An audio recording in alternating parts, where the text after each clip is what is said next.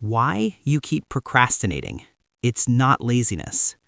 You don't procrastinate because you're lazy. You procrastinate because your brain is trying to protect you.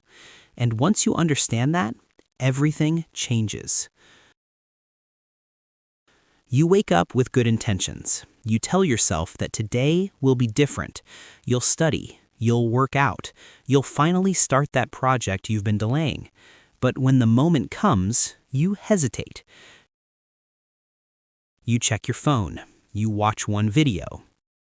You scroll a little. And before you realize it, hours have passed. Then the guilt arrives. You call yourself lazy, undisciplined, unmotivated. But procrastination is not a time management problem. It's an emotional regulation problem. When you delay a task, it's rarely because you don't care.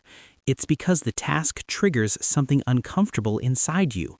Fear of failure, fear of not being good enough, perfectionism, overwhelm, uncertainty. Your brain senses discomfort and chooses relief instead. Inside your brain, there's a constant negotiation happening.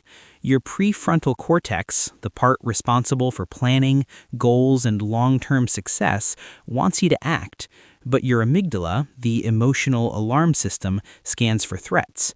And here's the important part. Your brain does not distinguish well between physical danger and emotional discomfort.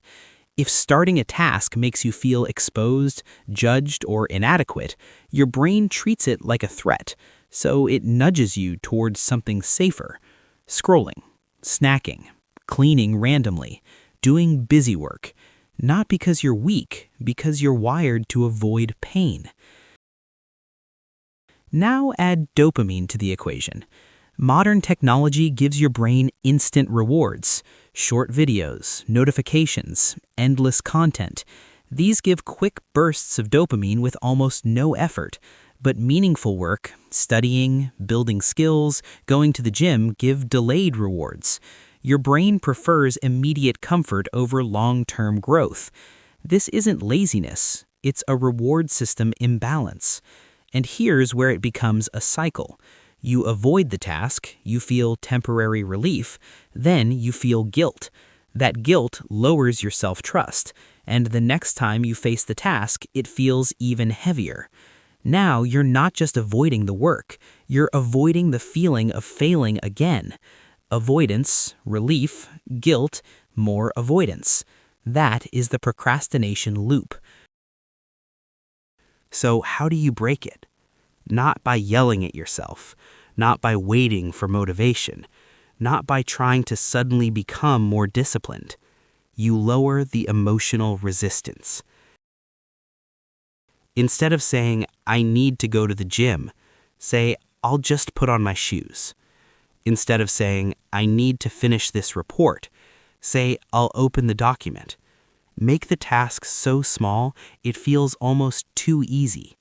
Why does this work? Because big tasks trigger the alarm system. Tiny actions feel safe. When you shrink the task, you calm the brain. And once you start, momentum begins to build. Action creates motivation, not the other way around. Most people wait to feel motivated before starting, but motivation often comes after movement. There's another shift that changes everything. The next time you catch yourself procrastinating, don't ask, how do I force myself to work?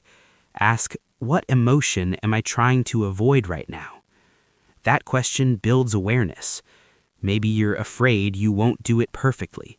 Maybe you're scared of being judged. Maybe you're just mentally exhausted. When you name the emotion, it loses power. You stop fighting yourself, and you start understanding yourself. Procrastination isn't a character flaw. It's a coping mechanism. An outdated one, maybe, but a coping mechanism nonetheless. You don't need more shame. You need better strategies. The next time you delay something important, pause. Take one small step. Not the whole staircase, just one step. Because you were never lazy. You were overwhelmed, overstimulated, protecting yourself from discomfort.